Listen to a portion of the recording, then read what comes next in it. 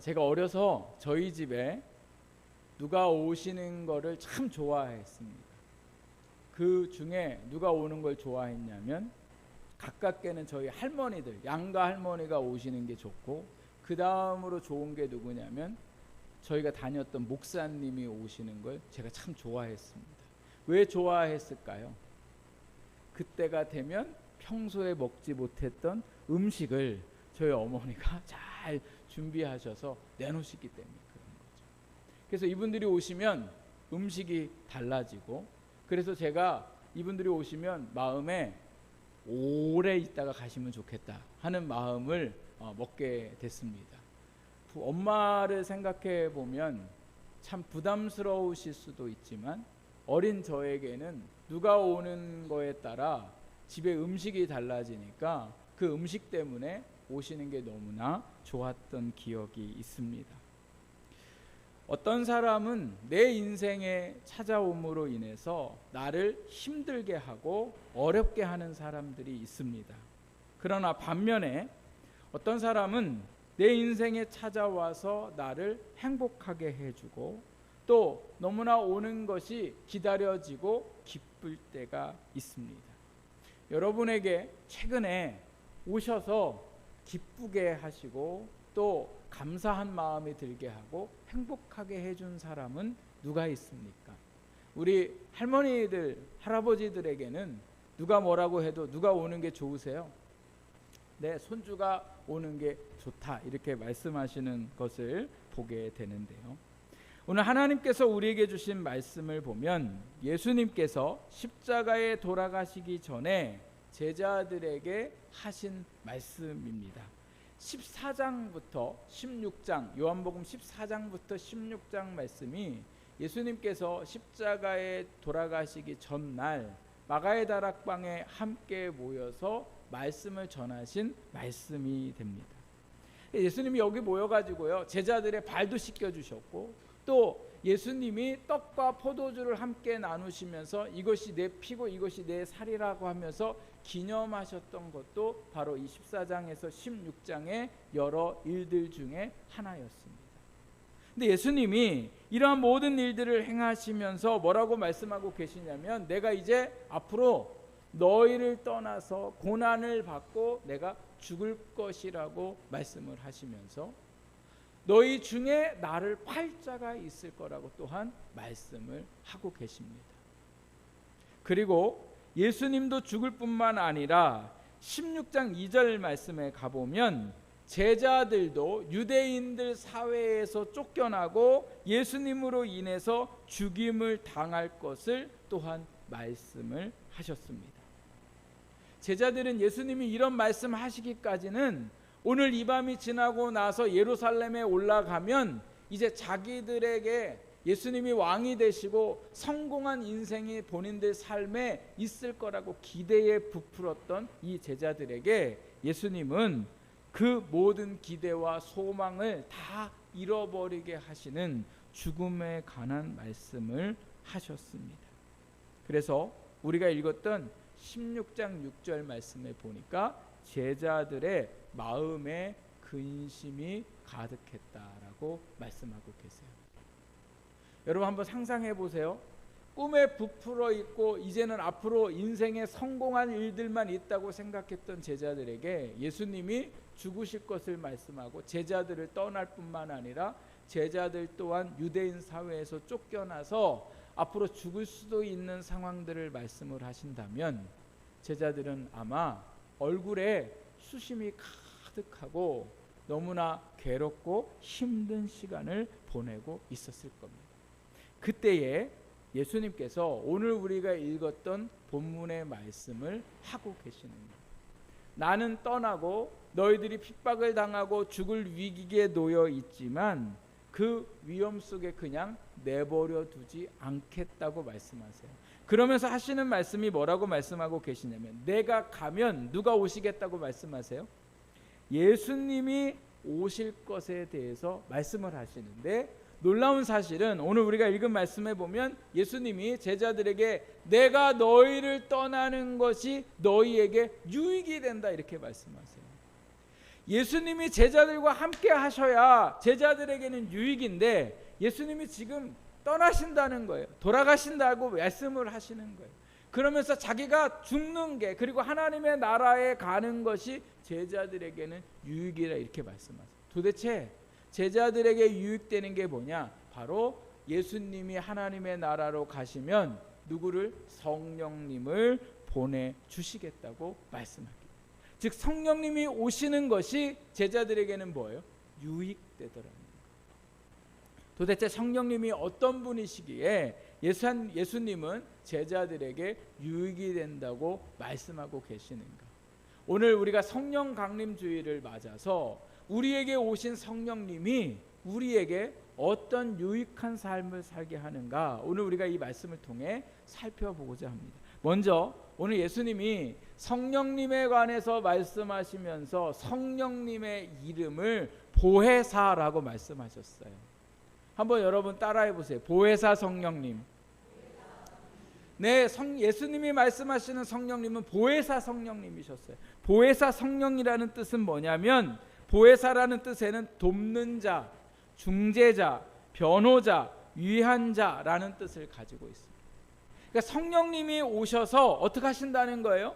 우리를 돕고 우리의 삶에 중재하시고 우리의 삶을 변호해 주시고 우리에게 위안을 주시는 분이 바로 성령님이시라. 그래서 그 성령님을 보혜사 성령님이라 말씀합니다.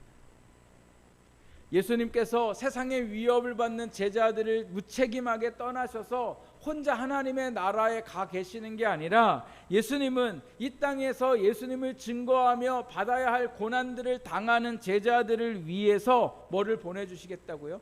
보혜사 성령님을 보내주시겠다고 말씀을 하셨습니다. 그리고 예수님이 부활하시고 난 그 50일이 지나고 나서 마가의 다락방에 성령 강림의 역사가 일어나게 되는데, 그때가 우리가 말씀해 보는 사도행전 2장의 성령 강림의 역사가 일어나게 됩니다. 2022년에 여러 드라마가 나왔는데 제가 이 드라마를 다 본 건 아니고요. 드라마를 기억하고 있는 이유가 뭐냐면 제목이 참 특이해서 그래요. 이 제목이 뭐냐면요, 1,000원짜리 변호사예요. 보신 분들 알고 계세요? 혹시 있으세요? 1,000원짜리 변호사? 검사 출신인 이 사람이 어느 날 변호사가 됐는데 변호를 해주는데 얼마를 받냐면 1,000원만 받는 거예요. 1,000원을 받고서 어렵고 힘없는 사람들, 억울한 사람들을 대신해 가지고 법정에서 변호를 해주는데, 이 변호를 해주는 이 과정들을 보면요, 마치 자기 일처럼, 자기 부모와 자기 형제가 당한 일처럼 그 사건에 개입해 가지고 얼마나 진실하게, 얼마나 열심을 가지고 그 억울한 사람들의 억울함을 법정에서 돈 있는 사람과 권력 있는 사람들과 싸우면서 그들의 문제를 해결해 주는 것을 제가 보게 됐습니다. 현실은 그렇지 않죠. 여러분, 변호사를 구해보신 적 있으세요? 돈을 주고? 변호사비가 엄청 비싸요. 변호사비가 엄청 비쌀 뿐만 아니라 변호사를 사도 변호사가 이기든 지든 변호사에게 뭐를 줘야 돼요? 네, 수임료를 줘요. 근데 그것도 되게 비싼 거죠. 또 변호사를 샀어도 변호사가 막 내 일처럼 해주지를 않더라는 거예요. 그냥 이기려고 하지만 이기지 못해도 어쩔 수 없는 거죠. 네, 돈만 그냥 계속 버리는 거예요. 그래서 법정 싸움을 싸우고 싶어도 돈이 없으면 법정 싸움을 싸울 수가 없는 게 우리의 현실이고, 만약 우리의 현실에 1,000원짜리 변호사가 정말 있다고 하더라도 우리한테까지 차지가 오겠냐고요.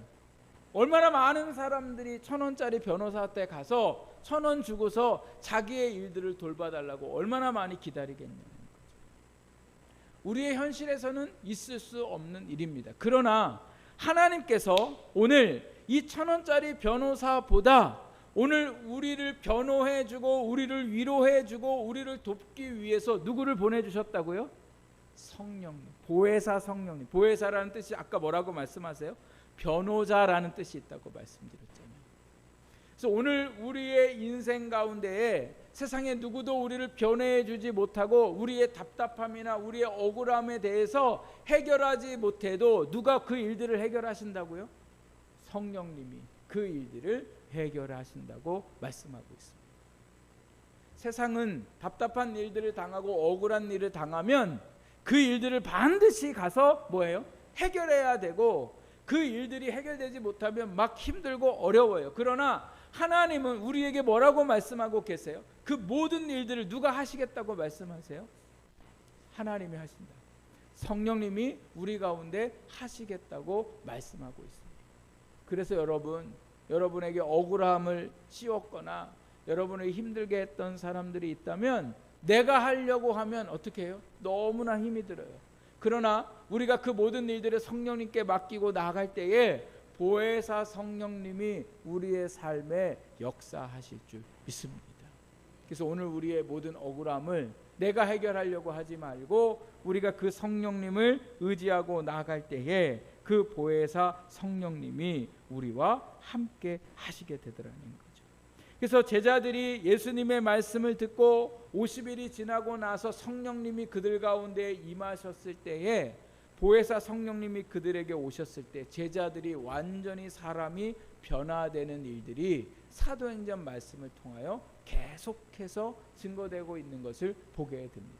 특별히 저희가 부활주일을 지나면서 사도행전 말씀을 함께 나눴잖아요.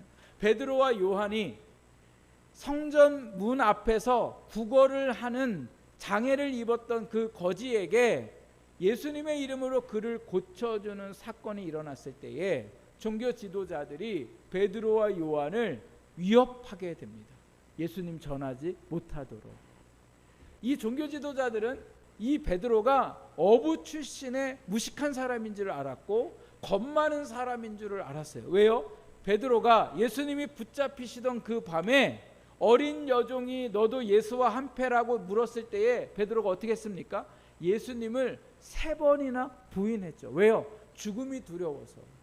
그래서 유대 종교 지도자들이 베드로를 위협하면 겁 많은 베드로가 예수님 전하는 것을 멈출 줄 알았는데, 놀랍게도 베드로가 어떻게 했습니까? 종교 지도자들 앞에서 당대히 예수님이 유일하신 구원자이심을 그곳에서 증거하게 됐더라는 거죠. 어떻게 이런 일들이 일어날 수 있습니까? 겁장이었던, 죽음을 두려워했던 베드로가 이렇게 완전히 다른 사람이 될 수 있었던 이유는 그가 자기 스스로의 생각이나 또 자기의 모든 일들을 훈련한 게 아니라 성령님이 그 가운데 오셔서 그를 변화시켰기 때문에 그렇더라는 거예요. 그래서 베드로가 해야 할 말들도 성령님이 그 입에 넣어주시고, 그 모든 위협으로부터 베드로를 위협했던 사람이 오히려 어떻게 했어요? 베드로를 두려워하게 만드는 일들이 그들 안에 일어나게 되었습니다. 이처럼 보혜사 성령님이 제자들에게 역사하셨고, 성령의 힘을 힘입어 함께 하시는 그 성령님과 함께 그들의 사역을 잘 감당하게 되었습니다. 오늘도 제자들에게 보혜사 성령님이 함께 하셨던 것처럼 저와 여러분에게 보혜사 성령님이 함께 하시는 줄 믿습니다. 우리가 두려울 때마다, 오늘 우리의 삶에 막막할 때마다, 오늘 우리의 인생에 억울함이 있을 때마다 오늘 우리 안에 함께 계시는 보혜사 성령님을 의지하고 나갈 때에 그 성령님이 우리 가운데에 역사하시는 줄 믿습니다. 또 오늘 말씀에 보니까 성령님이 오셔서 어떤 일들을 행하시는가 보니까요, 8절에서 16장 8절에서 11절 말씀 우리 같이 한번 읽어보겠습니다. 우리 8절에서 11절 시작. 그가 와서 죄에 대하여 의에 대하여 심판에 대하여 세상을 책망하시리라. 죄에 대하여라 함은 그들이 나를 믿지 아니함이요 의에 대하여라 함은 심판에 대하여라 함은 이 세상 임금이 심판을 받았음이라. 아멘. 성령님이 이 땅에 오셔서 하시는 것이 뭐냐고 말씀을 하냐면 세상을 책망하신다 이렇게 말씀하세요. 책망이라는 뜻은요, 드러내고 폭로한다라는 뜻입니다. 그러니까 성령님이 오시면 우리와 함께 하실 때에 어떤 현상들이 일어나요? 드러나요. 그리고 뭐예요? 폭로되어진다 이렇게 말씀하세요. 그게 어떤 의미가 있냐면 죄에 대하여, 의에 대하여, 심판에 대하여 책망하신다 이렇게 말씀하고 있습니다. 성령님이 오시기까지 사람들은 죄가 뭔지 몰라요. 그래서 그들이 알고 있는 죄는 뭐냐면 법적으로 문제 있는 것만 죄라고 생각해요. 누구를 죽이거나 누구를 속이거나 이 일들에 대해서 그것만 죄라고 생각하지, 거기에 법에 걸리지 않는 거는 죄라고 생각하지 않고 살아가더라는 거죠. 살인하는 것만 죄라고 생각하지 누구를 미워하는 건 죄라고 생각하지 않고 살더라는 거예요. 그런데 성령님이 오셨을 때에 죄가 드러나게 하시더라는 거예요. 아, 내가 죄인이구나. 왜 죄인입니까? 오늘 우리가 읽은 말씀에 보니까 예수님을 뭐하지 않는 게 죄예요? 믿지 않는 게 죄라는 거죠. 모든 죄의 시작은 어디에 있습니까? 예수님을 믿지 아니함으로 내 마음대로 살아가는 것이 바로 뭐예요? 죄임을 깨닫게 하시더라는 거예요. 그래서 성령님이 오셔서 우리에게 뭐예요? 죄를 깨닫게 하세요. 그래서 내가 얼마나 큰 죄인인지, 또 시간을 돌아보고 나서 내가 하나님 앞에 어떤 죄를 지었는지 성령님이 우리 가운데에 자꾸 죄가 생각나게 하시고 죄가 드러나게 하시더라고요. 죄가 생각나야 우리가 하나님 앞에 뭐 할 수 있어요? 회개할 수 있고, 회개해야 우리의 죄가 주님 안에서 어떻게 되니까요? 깨끗하게 되기 때문에 그렇더라고요. 그래서 우리가 날마다 하나님 안에서 죄가 우리 안에 생각나도록, 죄가 드러나도록 우리가 늘 날마다 하나님 앞에 뭐예요? 기도하셔야 돼요. 신앙생활을 오래 하면 할수록 뭐를 많이 안 하냐면 회개를 많이 안 해요. 한번 생각해 보세요. 나 회개 많이 하나? 신앙생활 오래 되신 분들 나 그렇게 큰 잘못을 한 것 같지 않잖아요? 안 그렇습니까? 늘 죄인이라고 생각이 되세요? 아니면 나는 별로 이렇게 큰 죄는 별로 안 짓는 것 같아요, 이런 생각이 드세요? 우리가 예수님을 믿어도 여전히 우리는 뭐예요? 죄의 사람이고 죄 가운데 살아갈 수밖에 없어요. 그렇기 때문에 오늘 우리가 성령님을 의지하여 성령을 통하여 우리의 죄가 뭐예요? 자꾸 드러나도록 우리가 기도해야 합니다. 그래서 성령님은 뭐를 하세요? 죄를 드러나게 하시더라는 거예요. 죄가 보여야 우리가 세상의 죄를 뭐 할 수 있어요? 거부할 수 있더라는 거예요. 두 번째, 성령님이 뭐에 또 책망하시냐면 의에 대하여 책망하신다 이렇게 말씀하고 있는데, 이 의에 대하여 책망한다는 건 뭐냐? 하나님께서 예수님을 통하여 세상을 구원하시려고 예수님을 구원자로 보내신 것을 의로 얘기하는데, 그 의로운 일들을 세상이 뭐예요? 믿지 않는다는 거예요. 진리를 믿지 않는다는 거예요. 여러분과 저의 유일한 구원자는 예수님이신 줄 믿습니까? 정말 믿으세요? 그런데 여전히 오늘 우리의 삶을 돌아보면 예수님이 우리를 구원하시는 게 아니라 세상의 성공과 물질이, 세상의 그 모든 주는 유익이 우리에게 구원이 되고 우리에게 즐거움이 되고 우리에게 행복이 된다고 믿고 살아가는 그 일들에 대해서 성령님이 끊임없이 우리 가운데 뭐 하고 계신다는 거예요? 책망하고 계십니다. 그렇게 살지 말도록 우리 마음에 감동하시고, 그렇게 기도하지 않으면 안 되고, 우리가 예배 가운데 살고 하나님의 말씀을 쫓아 살아가야 하고, 내가 세상의 사람이나 다른 것을 중요하게 여겨서 믿음으로 살지 못할 때마다 내 안에 성령님이 뭐하고 계세요? 책망하고 계시더라는 거예요. 그래서 그 성령님이 의를 책망하신다 이렇게 말씀하는 거예요. 마지막으로 성령님이 뭐를 책망하고 계시냐면 11절에 보니까 이 세상 임금이 심판받았음을 책망하신다, 드러나게 하신다 이렇게 말씀하세요. 이 세상의 임금은 누구를 얘기하냐? 사탄을 얘기하는 거예요. 사탄은 이미 뭐 했어요? 심판받은 거예요. 그걸 세상의 성령님이 드러내셔서 세상의 사탄의 유혹에 따라 살아가는 인생 되지 아니하고 어떻게 살아가도록? 하나님의 뜻에 따라 살아가도록 성령님이 우리에게 뭐예요? 책망하시더라는 거죠. 사단은 우리에게 정직하지 못하게 하고 또 그 잘못된 것을 보면서도 침묵하게 하고 이렇게 사는 것을 당연하게 여기도록 사단의 문화는 우리를 계속해서 유혹합니다. 음란하게 사는 것을 당연하게 받아들이고 술에 취하고 방탕하고 자기를 사랑하고 시기하고 미워하고 질투하는 일들에 대해서도 우리가 너무나 당연스럽게 살아가지만 성령님은 뭐라고 말씀하신다고요? 그 모든 것들이 심판받았음을 말씀하고 계시더라는 거예요.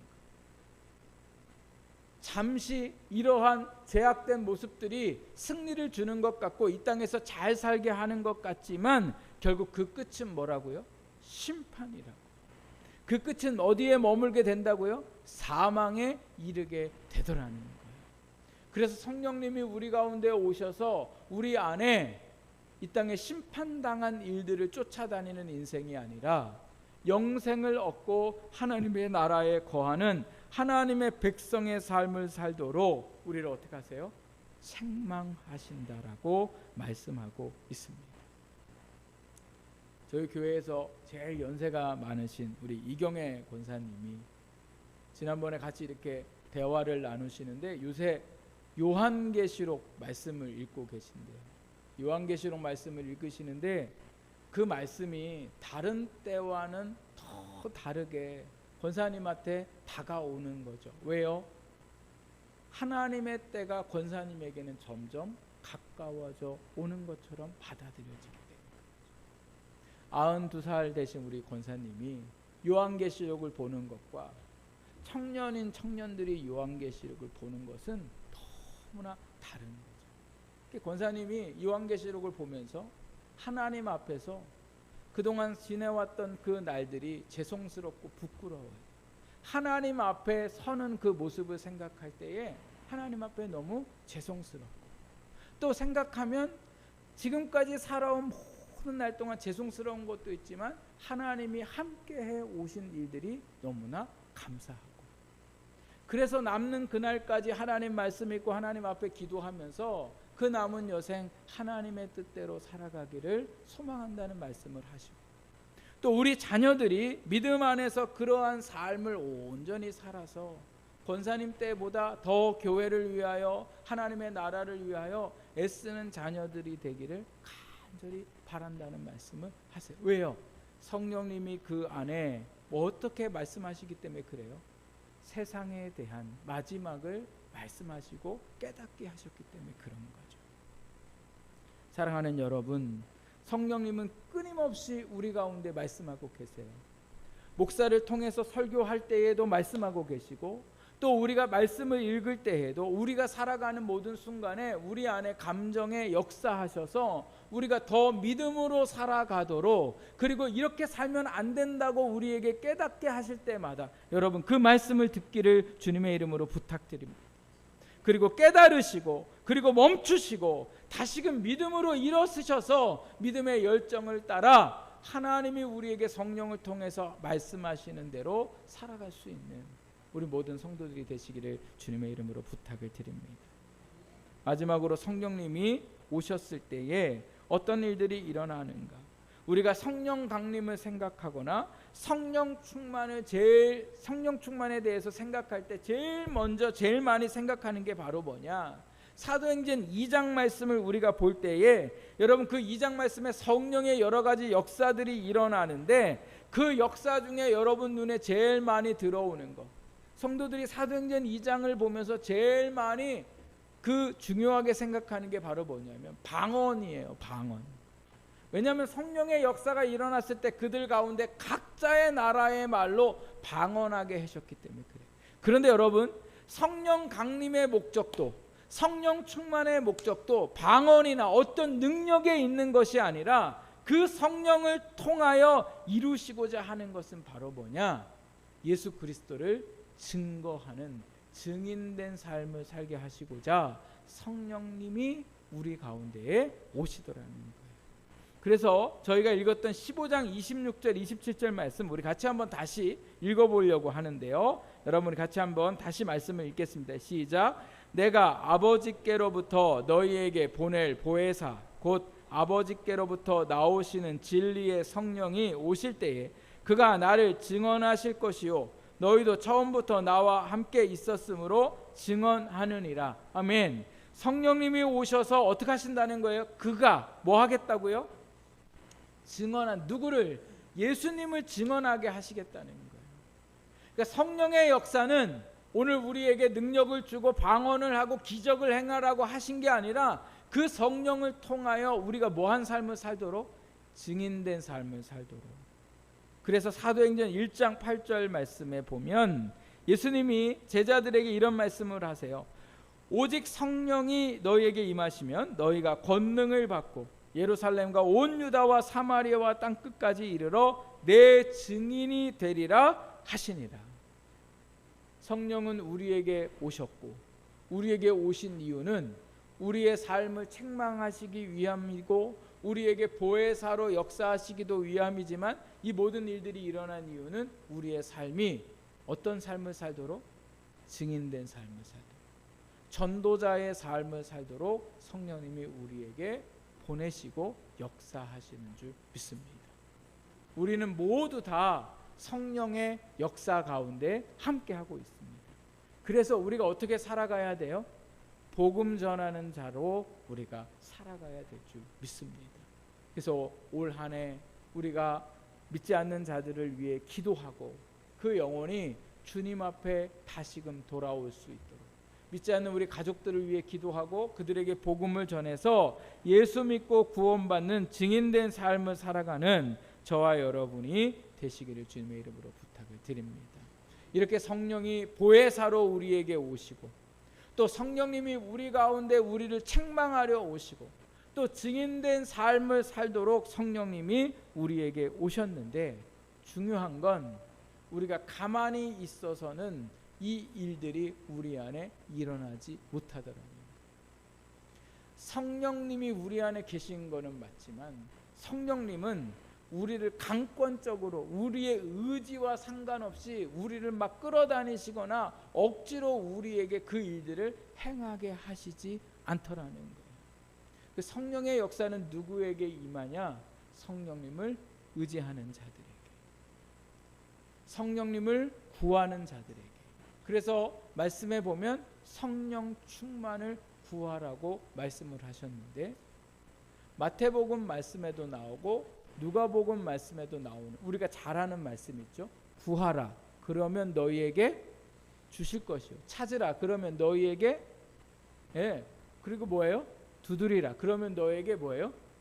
열릴 것이라. 이렇게 이 구하고 찾고 두드리는 건 예수님 안에서 우리가 원하고 우리가 바라는 걸 구하는 게 아니라 마태복음에는 이 뭐를 구해야 하고 뭐를 찾아야 하고 뭐를 위해 두드려야 하는지에 대해서 구체적으로 말씀하시지 않는데 누가복음에 넘어오면 예수님이 뭐를 구하고 뭐를 찾고 뭐를 두드리라고 말씀하셨는가를 분명하게 말씀하십니다. 누가복음 11장 13절 말씀에 보면 예수님이 구하라고 하신 것은 바로 성령님이셨더라는 거예요. 하나님께서 성령을 구하는 자에게 반드시 주시겠다고 말씀하셨어요. 성령 충만함을 여러분 우리가 구하며 나아갈 때에 늦은 밤에도 상관없고 이른 아침에도 상관없고 우리가 어디에 있든지 어떤 상황에 있든지 성령의 역사를 구할 때에 그 성령님이 우리 가운데 반드시 역사하실 줄 믿습니다. 성령 충만하시기를 주님의 이름으로 축복합니다. 그 성령님으로 인해 여러분의 인생을 넉넉히 살아가시고 그리고 많은 사람들에게 하나님의 살아계심을 증거하는 전도자의 삶을 살아가는 우리 모두가 되기를 주님의 이름으로 축복합니다.